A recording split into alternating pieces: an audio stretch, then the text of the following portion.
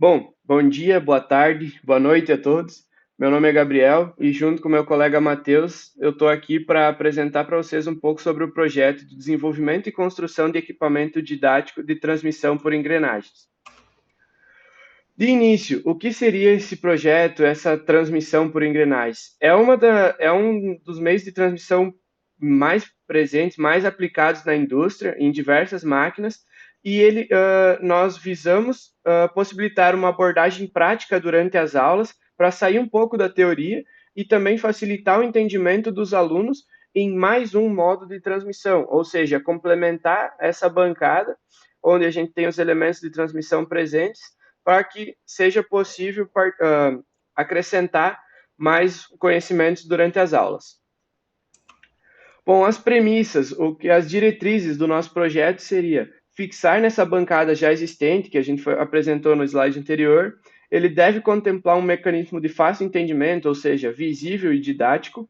As dimensões externas máximas devem se adequar para as dimensões da bancada já existente, então ficar entre os 200 e 230 milímetros, e também ele deve conter esse mecanismo para troca de engrenagens em repouso. Por quê?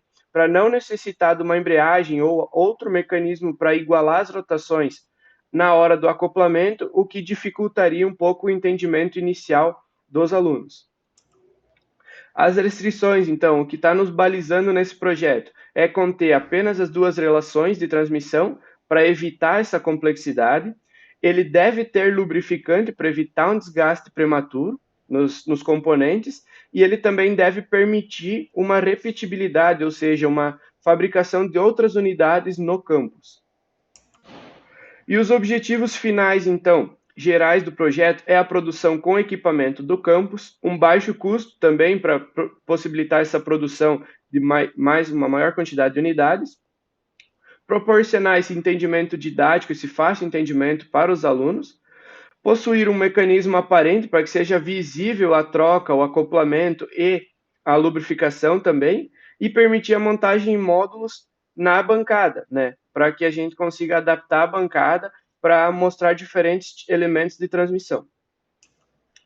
Bom, iniciando agora o projeto em si, nós começamos ele pelo dimensionamento, que é determinar os tamanhos, as espessuras, os materiais, os números de dentes das engrenagens, espessura do eixo, tudo a fim de resistir e dar uma boa estrutura pro equipamento, sem contar do material que ele é construído, né? Então, nós iniciamos fazendo engenharia reversa na bancada, medindo o espaço disponível, definindo, então, com base nos nossos conhecimentos prévios, conhecimento dos professores nos passados e em alguns estudos, o material e suas espessuras, e passando até chegando na definição do conjunto de engrenagens para realizar esse movimento. Aqui numa foto, numa vista superior da nossa bancada, nós conseguimos ver por onde passa o caminho do movimento. Ou seja, ele sai da parte inferior, o componente inferior à esquerda, azul, que é o nosso motor elétrico, passa por acoplamento, vai para o acoplamento elástico, vai para o redutor, que esse, por sua vez, transfere para um conjunto de engrenagens e correntes, para um mancal roletado, auxiliar, né, um mancal auxiliar, para passar por um outro acoplamento e, enfim, chegar na caixa de engrenagens e sair até o eixo final, a saída do movimento, por duas opções de acoplamento. Aqui nesse esquemático, nós conseguimos ver e compreender qual que é a rotação de entrada, a rotação de início e a rotação de saída da bancada no geral. Começa com o motor elétrico a 1705 RPM com 60 Hz, quando ele é alimentado com 60 Hz, passa para o redutor com 10.9 para 1 de redução, chegando então a 156.4 rotações. Na transmissão de corrente, a gente também tem uma redução de 1.33 para 1, chegando em 117.6 rotações. Essa é a rotação que entra na caixa de engrenagens e é possível selecionar duas rotações de saída, uma relação com redução e uma relação com multiplicação.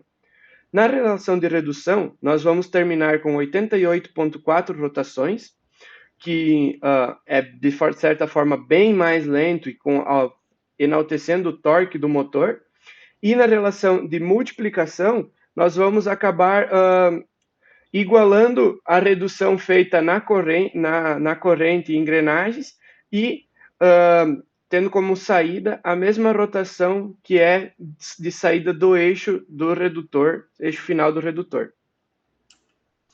Então, gente, aqui eu vou explicar um pouco sobre o projeto mecânico, como foi feito, como foi pensado, qual que foi o software utilizado, qual que foi os métodos, né, do projeto, e a partir disso vocês vão entender um pouco mais como foi construído esse projeto. Então, primeiramente, a gente precisa entender o código do projeto. Então, foi criado um código para ajudar a identificar da onde que vem o projeto, qual o projeto, se é uma montagem, se é uma peça. Então, em primeiro, tu tem a sigla ali, o número do projeto, o número da montagem e o número da peça.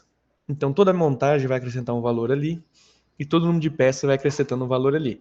Isso ajuda o quê? Ajuda a facilitar no detalhamento, na identificação das peças, até para uma futura manutenção, se for preciso refazer alguma coisa. Tu já tem ali o código bem identificado, bem explícito. Então, primeiramente, a gente começou com isso, com a codificação do projeto.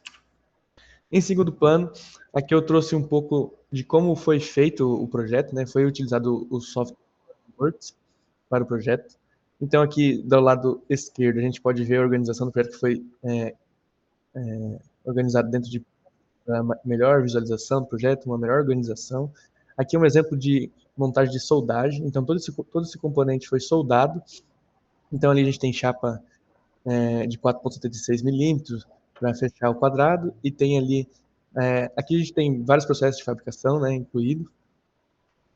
Aqui é um pouco de como foi feito essa lateral do projeto, né, que foi feito em chapa metálica.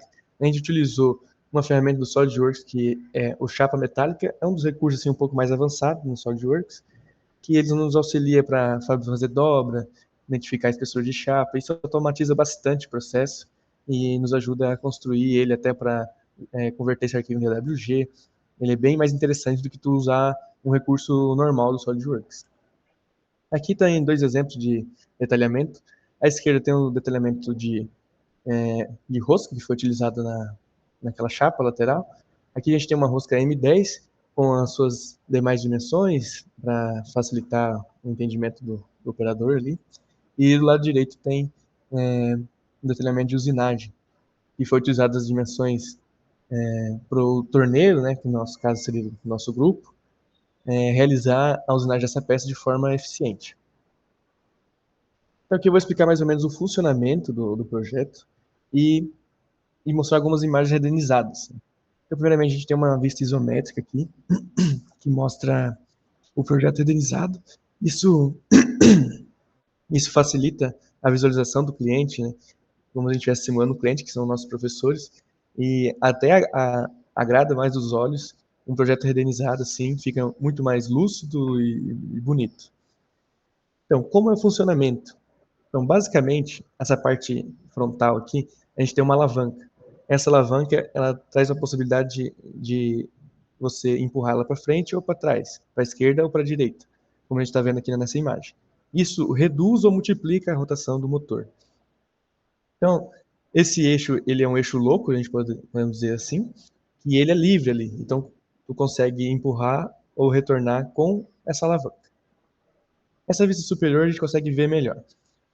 Do lado esquerdo superior, a gente consegue ver a entrada da rotação, que ele seria o eixo motor do nosso sistema, e aqui na parte inferior a gente consegue ver a alavanca, que tem duas posições. Então a gente consegue multiplicar ou consegue dividir a rotação.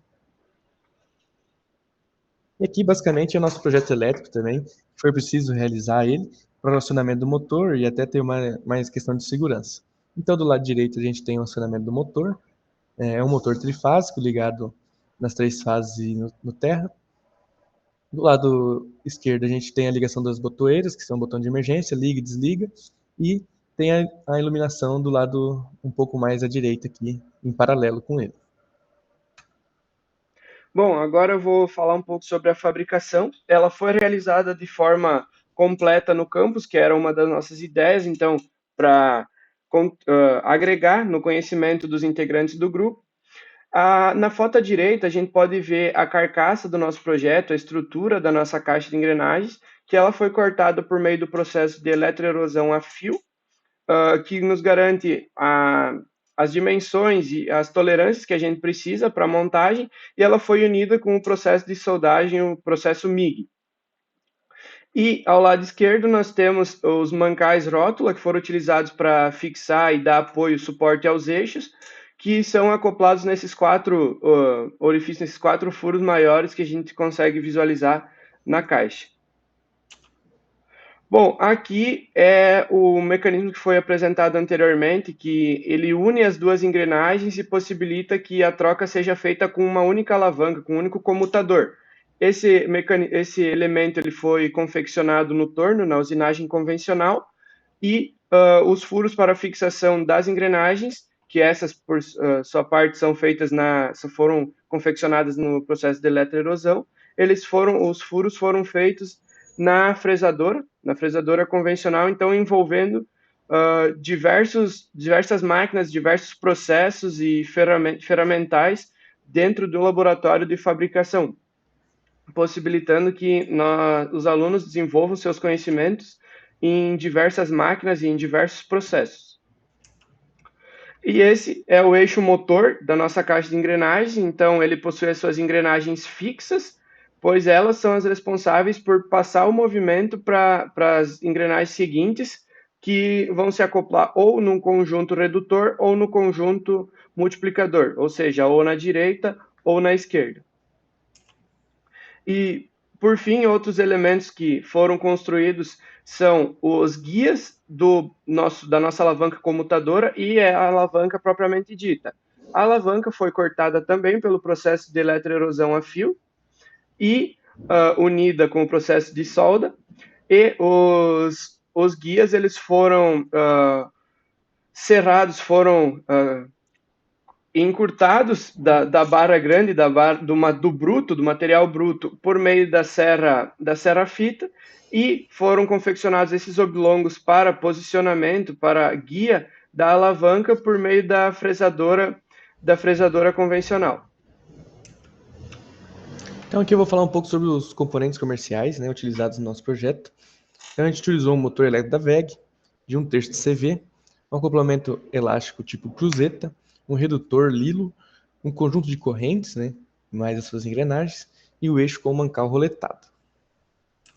Aqui eu vou exemplificar um pouco sobre a lista de materiais que a gente criou para melhor organizacional e até para compra, né, caso não obtivesse ali no campus. Então aqui a gente tem a arruela lisa, mancais, parafusos, porcas-sextavadas, barras sextavadas, chapas, as chapas que foram utilizadas no projeto, a chapa de acrílico e os anéis elásticos para a fixação das engrenagens fixas. E aqui a gente tem um valor total de R$ 1.056, fora a nossa mão de obra, né, que não foi comutada aqui no momento. Bom, para finalizar, as considerações finais do nosso projeto seriam que, partindo do projeto em SolidWorks, do projeto em Software CAD, ele atendeu a demanda, pois ele possibilitou essa aplicação e esse desenvolvimento. Os materiais definidos e dimensionados no início atendem a nossa demanda, então são capazes de cumprir sua função com êxito. E a bancada, ela melhorou e vai continuar melhorando o ensino, o aprendizado dos alunos, dos discentes subsequentes, agregando mais uma área de conhecimento, principalmente na manutenção e na transmissão de movimento. Como agradecimento, nós agradecemos a todos os professores pelo auxílio e ao campus pelo auxílio financeiro, advindo do edital para possibilitar essa construção e pela disponibilização dos equipamentos e espaço para a produção. Acabou-se o que era doce, guri. Isso aí, né, cara?